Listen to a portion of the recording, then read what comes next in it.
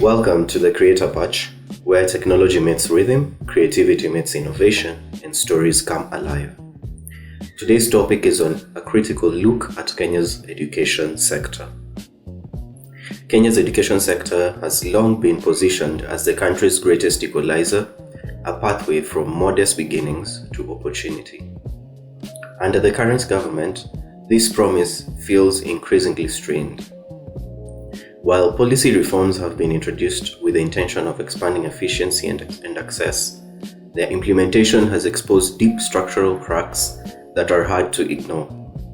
At the heart of the debate is a controversial new higher education funding model that was introduced to be student-centered, leaving no learner behind. In theory, the model is designed to distribute scholarships and loans based on financial need, with the government support covering between 30 to 70% tuition, depending on the student's background. However, in practice, it has triggered uncertainty, legal challenge, and anxiety among families already grappling with the high cost of living. Public universities such as University of Nairobi and Kenyatta University have felt the pressure most acutely. Despite the claims from government injecting the increased funding of over 82 billion shillings to universities through the new model, many institutions still grapple with debts, delayed disbursements, and operational constraints. Private institutions like Strathmore University and United States International University of Africa face a different but equally complex reality.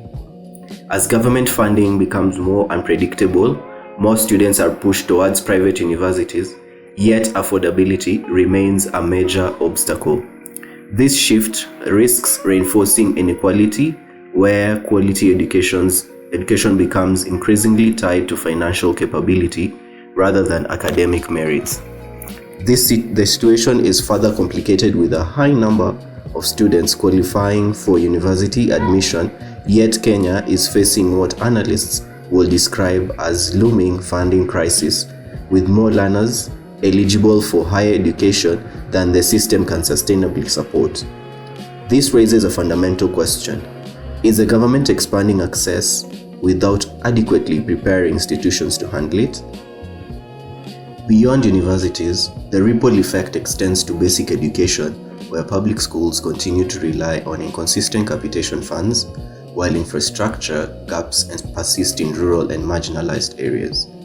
Initiatives like constituency-level programs, such as fee subsidies and feeding programs, have attempted to bridge the gap but remain uneven and localized rather than being systemic solutions. To be fair, the government's attempt cannot be dismissed. Their push towards a needs-based funding model reflects a broader attempt to make education more equitable and sustainable. Yet critics argue that the burden is shifting quietly from the state to households, which might lead to the risk of locking out the very students the reforms aim to support. It is not just an education issue, it's a governance issue. Kenyans' broader economic pressures, including rising public debt and budget constraints, are inevitably shaping decisions in the education sector. So where does this leave the Kenyan student? Caught between ambition and affordability, policy and practice, promise and reality. If Kenya is to preserve education as a true equalizer, reforms must go beyond policy announcements. They must address implementation gaps, ensure timely funding, and involve stakeholders from students to institutions in meaningful dialogue. Otherwise, the country risks creating a system where access to education is not determined by potential, but by privilege. And that will be a step backward for a nation that has always believed education is its strongest currency.